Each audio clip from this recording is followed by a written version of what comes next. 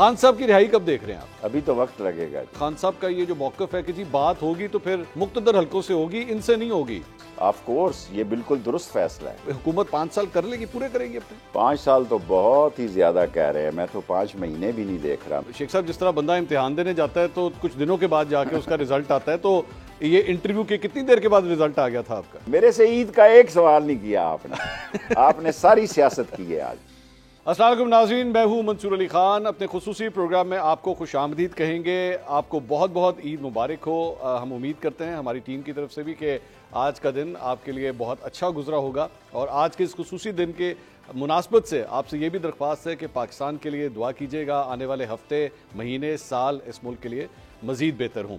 आज जिस शख्सियत को हमने अपने प्रोग्राम में दावत दी है, मेरे ख्याल में वो किसी इंट्रोडक्शन के मोहताज नहीं है। पूरा पाकिस्तान उनको जानता है, लाखों उनके फैंस हैं।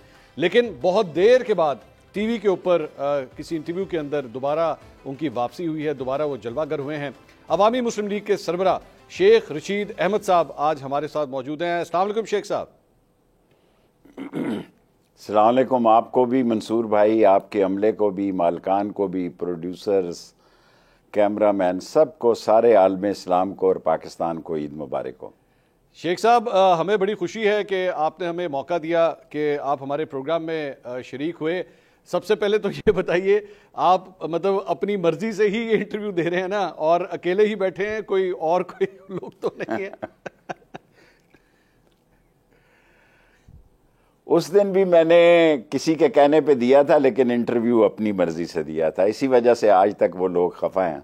अच्छा, कि जो उन्होंने लिख कर दिया था वो मैंने इंटरव्यू नहीं किया और अपना इंटरव्यू किया, और जिस पर मैं नादम नहीं हूँ उम्र के इस हिस्से में, मैंने किसी के खिलाफ बात नहीं की, अगर किसी की हमायत नहीं की तो शेख साहब, बड़ा आपने मुश्किल वक्त गुजारा है तब से लेकर अब तक। अभी सबसे पहले तो जाहिर बात है लोग जानना चाहेंगे इस वक्त आपकी सेहत कैसी है, जिंदगी कैसी गुजरी है, और उसके बारे में बताइएगा। सेहत ये चिल्ला 40 दिन का काफ़ी भारी पड़ा। 40 kg मैंने लॉस कर दिया। पहले भी 2 दफ़ा कोरोना हो चुका था और लेंसेज का मसला वहाँ पैदा हुआ, तो फिर उन्होंने कहा कि ये बंदा कहीं मत्थे ही ना लग जाए। तो उन्होंने कहा जी ये अगर ये पढ़ना ही होता तो मैं 4 मिनट में भी वापस आ सकता था, लेकिन मैंने नहीं पढ़ा। मैंने वही बातें की और उस सारे इंटरव्यू पे मैं कायम हूँ जो मैंने 40 दिन के चिले के बाद अपने मुख्तदर हलकों के पास जो मैं मेहमान रहा, लेकिन उन्होंने मेरे साथ कोई ज़्यादती नहीं की, बदतमीज़ी नहीं की और कोई मुझे मारा पीटा नहीं। सिर्फ ये है कि 40 दिन वहाँ पे मुझे रखा। पता नहीं तारीखें क्या थी इस वक्त, तो मुझे उस वक्त भी याद नहीं थी और इस वक्त भी याद नहीं। तो शेख साहब, ये आप फरमा रहे थे को लिखा हुआ पढ़ना था, मतलब क्या लिखा हुआ था उसके अंदर जो आपसे दरख्वास्त की जा रही थी, जो आप मना कर रहे थे? अच्छी बातें नहीं थी, अच्छी बातें नहीं थी। फैमिली अच्छा। के बारे में, उस खान के बारे में, 190 के बारे में।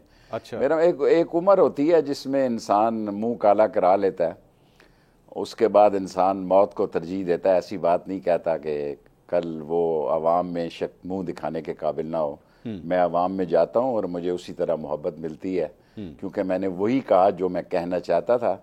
इसलिए मेरी दोस्तों से सुलह नहीं हो सकी और उन्होंने उसके बाद भी कुछ दिन मुझे रखा वहीं पे, क्योंकि वो जो मैंने इंटरव्यू दिया वो पास नहीं हुआ, उसमें मैं फ़ेल हो गया उनकी नज़रों में, लेकिन अल्लाह और अल्लाह के हुजूर की नज़रों में मैं पास था। मैंने कोई गलत बात नहीं की। तो वो आपको वो शेख साहब, जिस तरह बंदा इम्तिहान देने जाता है तो थोड़ी देर के बाद, कुछ दिनों के बाद जाके उसका रिजल्ट आता है, तो ये इंटरव्यू के कितनी देर के बाद रिजल्ट आ गया था आपका? आया ही नहीं जी, रिजल्ट ही फेल ही हो गया उसमें। तो अच्छा, उन्होंने तो फेल ही कर दिया। 3 दिन तक उनका ख्याल था कि मैं फिर दूंगा, मैंने कहा मैं नहीं दूंगा, और मेरी सेहत काफ़ी ख़राब हो गई थी और डॉक्टर्स ने भी यही कहा कि ये ना हो कि बंदा ही मत्थे लग जाए। तो 3 दिन और रखा उन्होंने इस केस पे कि शायद मैं वो इंटरव्यू में कोई तब्दीली क्यों। मैंने ज़ेर ज़बर कोई तब्दील नहीं किया, जो कुछ कहा उस पर कायम हूँ और उस पर मुझे फ़ख्र है। लेकिन शेख साहब, ये बड़ी बात है कि आप आज भी अपनी उस बात के ऊपर कायम है, लेकिन दूरियां हो गई उसके बाद आपकी खान साहब से, तहरीक इंसाफ से। उन्होंने आपके हल्के में भी अपना कैंडिडेट खड़ा कर दिया। बुरा लगा आपको उस वक्त? दुख हुआ?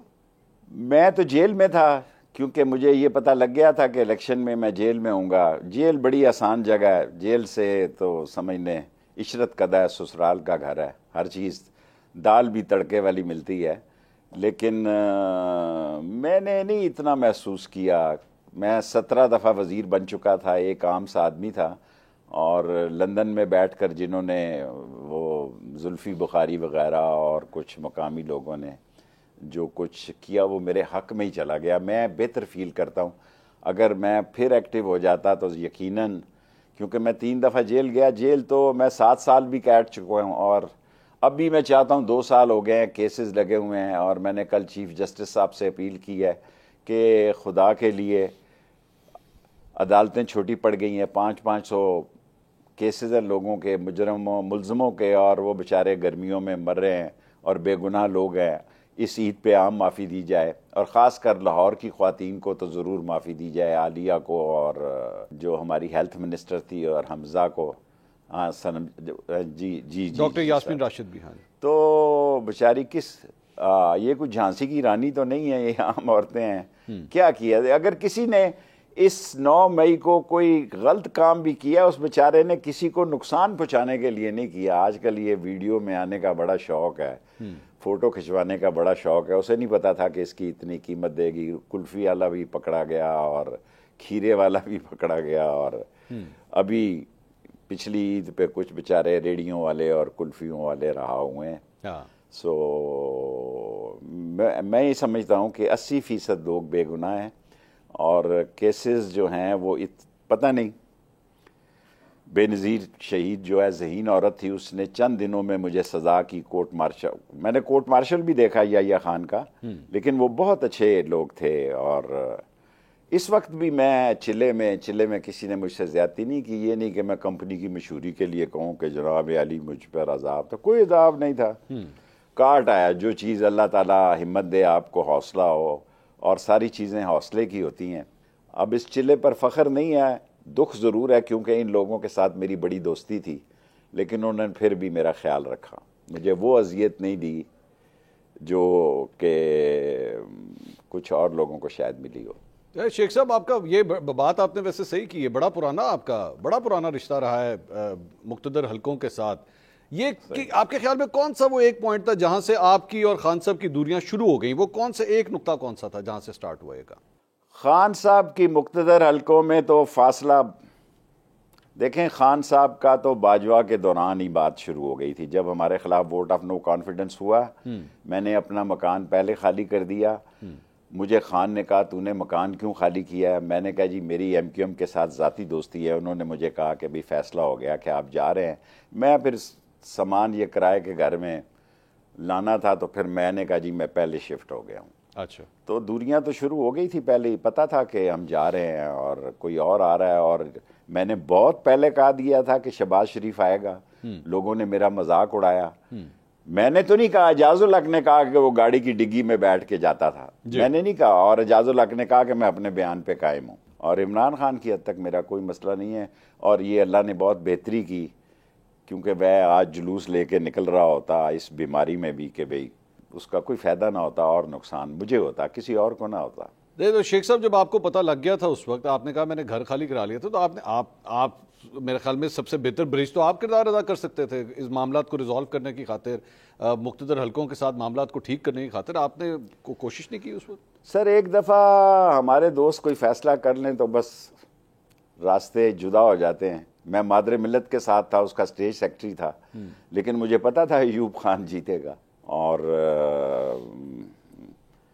उन्होंने फैसला कर लिया था कि खान को हटाना है, ये बात तय थी। तो फिर मैं क्या करता जी, मैं इतना बड़ा बाअसर नहीं था कि उनके फैसलों को मैं बदल देता। तो ये वैसे आपने अयूब खान के दौर की भी बात, उसमें भी धांधली हुई थी उस इलेक्शन के अंदर भी। आप तो फातिमा जिन्ना की साइड पे थे। पाकिस्तान में कोई इलेक्शन शफाफ नहीं हुआ। अच्छा। और अयूब खान ने जिस तरह मेरी बेइज्जती की और जो अखबारों में छपा वो भी सबके सामने है। उसका ख्याल था कि मैं 7 फुट का जवान हूँ। और 6 नवंबर 1968 को जब मैंने भुट्टो को रिसीव किया और 2 डेड बॉडियां, मैं प्रेसिडेंट बन गया पॉलिटेक्निक का। और मैंने भुट्टो को कहा कि आप चलें, मेरे 2 साथी शहीद हो गए हैं। भुट्टो नहीं गया और उससे मेरा भुट्टो का इख्तलाफ शुरू हो गया। सो इलेक्शन जो हैं जी, वो ये 47 और 45 का मसला, तो मेरा मतलब है इस बार जब शुरू ही हुआ तो लोगों की राय आमा जो थी वो इमरान खान के साथ थी, ये सबको पता था। तो जो कुछ हुआ वो भी सबको पता है, मेरे कहने की ज़रूरत नहीं है। मेरा ख्याल है हम ईद पर ही शो करें तो बेहतर है, कुर्बानियों पे रहें, कसाइयों पे रहें, खालों पे रहें।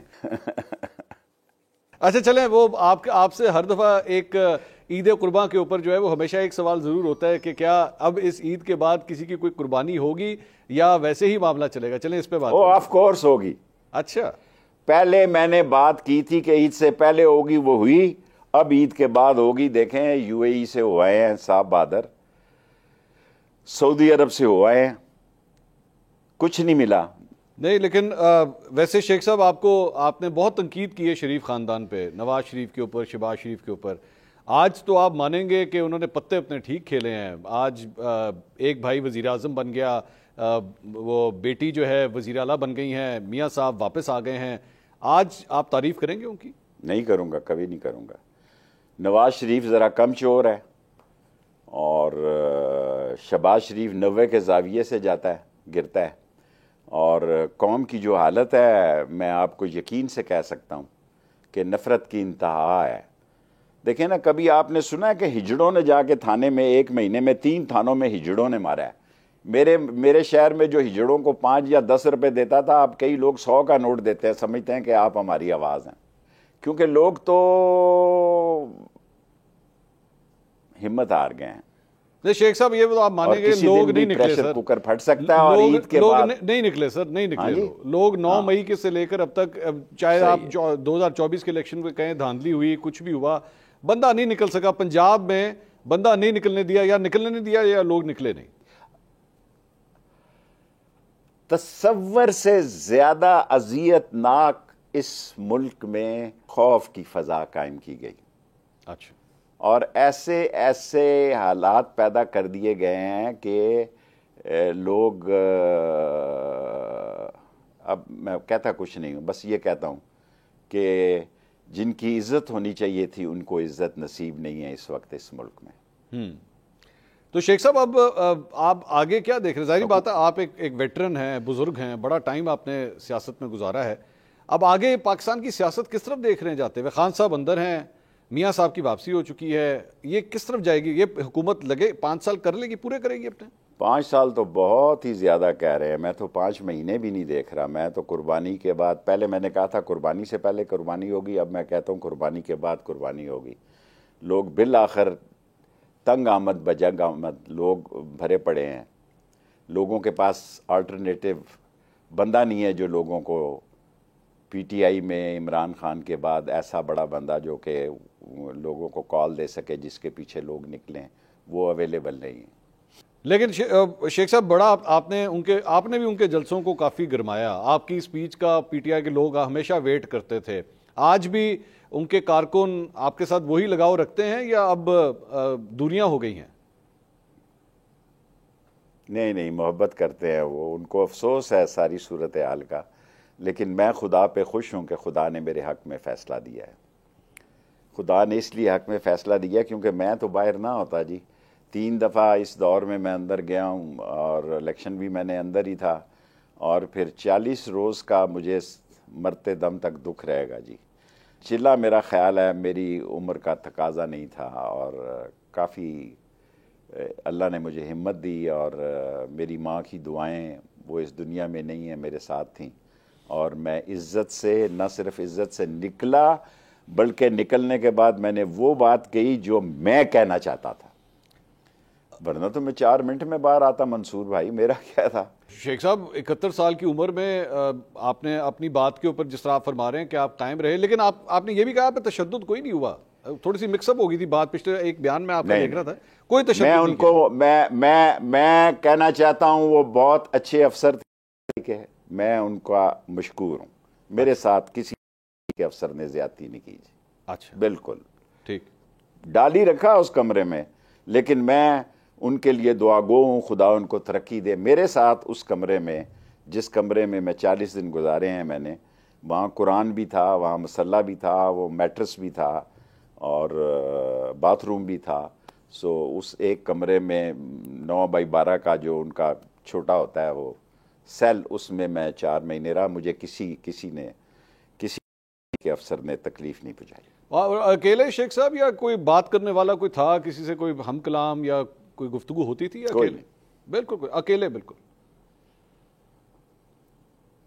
जो लोग वहाँ आते थे उन्होंने भी अपने भेस और अपनी शक्लें बदली हुई थी। वैसे शेख साहब, ये आपने मुनीब को इंटरव्यू दिया, ये भी आपका अपना फैसला था? नहीं नहीं, बिल्कुल नहीं, बिल्कुल नहीं। अच्छा। जगह का इंतखाब में भी झगड़ा था। पहले इन्होंने मेरे भतीजे को भी बिठाया हुआ था, फिर उठा दिया और मुझे वो सफ़े दिए हुए थे जो मैंने पढ़ने थे, क्योंकि उनको पता था कि ये 40 दिन दस्तखत करके नहीं आया। और मैंने कहा जी ठीक है, पढ़ते हैं, देखते हैं क्या है। लेकिन मैंने उन सफ़ों की तरफ देखना भी हराम हूँ, अंधा हो जाऊँ अगर मैंने उन सफ़ों की तरफ देखा भी हो। बल्कि मैं कहता रहा कि यार यहाँ वो चक्री का जिक्र था, वो किधर गया सफ़ा। और मैं तो अपनी तरफ से लोगों को ये शेख साहब, ये वैसे आपने बता सकता था, कारीगरी थी आपकी, आप मानेंगे, ये कारीगरी थी आपकी। ज़हर है, अब भी कारीगर नहीं होना तो फिर कब होना है? फिर कब्र में जाके होना है। अच्छा। मैंने तो कहा हर जुमे के खुतबे में इसका जिक्र किया जाए, हर ईद के खुतबे में इसका जिक्र किया जाए। हाँ। और मैंने तो उस इंटरव्यू में कहा कि इमरान से मेरी लड़ाई नहीं है। अच्छा। हेलो आया है। अच्छा। कौन कह सकता है? और जितनी शातें हैं मुझ पे, वो उन लोगों की हैं जो 2-2 4-4 दिन जेलों में गए और शातें लिख कर आ गए हैं। और 14-14 केसेस हैं जी एक अदालत में। और जो बड़े लीडर हैं वो रुपोश हो गए, जो जिनकी कोई से है या जिनकी कोई हैसियत है वो सामने ही नहीं आए। तो पुलिस ने खाता पूरा करना था जी। वो महल्ले में से जो भी निकला जिसने किसी पीटीआई के साथ एक दफ़ा कोई झंडा उठाया हो, कोई नारा मारा हो, कोई फोटो लगाई हो, उसको पकड़ के उन्होंने हाजिरी पूरी की। कोई अच्छे हालात नहीं है। ईद शो की बात क्या करेंगे आप तो सारी सियासत ही आज कर रहे हैं। नहीं, वो चलें, आप टॉपिक को चेंज करते हैं शेख साहब। आपके बारे में ही बात हो रही है, जारी बात, हम आपका तो प्रोफाइल इंटरव्यू कर रहे हैं। शेख साहब, अब इस 71 साल की उम्र में जाके मेरे लिए ये भी हैरानकुन सवाल है जो मैं करने जा रहा हूँ, एंटी एस्टैब्लिशमेंट पॉलिटिक्स करेंगे शेख साहब? मैं यही सियासत करूंगा जो कर रहा हूँ। अच्छा। मेरा किसी से राब्ता नहीं है। अच्छा। और वाकई मैंने इंटरव्यू उनकी मर्जी का नहीं दिया जिससे सुलह हो सकती थी। लेकिन ऐसी सुलह का क्या फायदा जब आप अंदर से ही शेख रशीद मर जाए, अंदर से ही मैं किसी के ख़ानदान पे गलत इल्ज़ाम लगाऊं, और लानत है मेरी सियासत पे। तो मैं एंटी इस्टेब्लिशमेंट का मतलब ये नहीं कि मैं फ़ौज के ख़िलाफ़ हूँ, नहीं। सच कहा करूँगा, चाहे वो पीटीआई के ख़िलाफ़ भी बात क्यों ना जाती हो, हमेशा मैं सच कहूँगा। ये उनकी मेहरबानी है कि मुझसे मोहब्बत करते हैं, अगर ना भी करें तो मैं उनका क्या बिगाड़ सकता हूँ। अच्छा, वैसे शेख साहब, बहुत से ये जो जिस टाइम फ्रेम की आप बात बता रहे हैं, बहुत से लोगों ने पीटीआई छोड़ दी, आईपीपी में चले गए, बहुत सी उनकी आसानियां पैदा हो गई फिर उसके बाद। तो ऐसी कोई ऑफर आपके पास नहीं थी कि अगर आप ये कर लेते? मैं 4 मिनट भी चिल्ले में न रहता। जेल की मुझे नहीं फिक्र। हाँ। जेल में तो मैंने देसी घी मंगाया हुआ था जी, और ज़बरदस्त खाना, छोटी सी अंगीठी भी छुपा के रखी हुई थी। अच्छा। तड़का छड़का लगाता था और वहाँ भी पाए खाता था सुबह जेल में। अच्छा। लेकिन उधर मसला बड़ा ख़राब था। अच्छा। ये जो हमारे दूसरे भाई हैं ना, इस्लामी भाई जो हैं इस्लामी भाइयों के यहाँ मसला ख़राब था।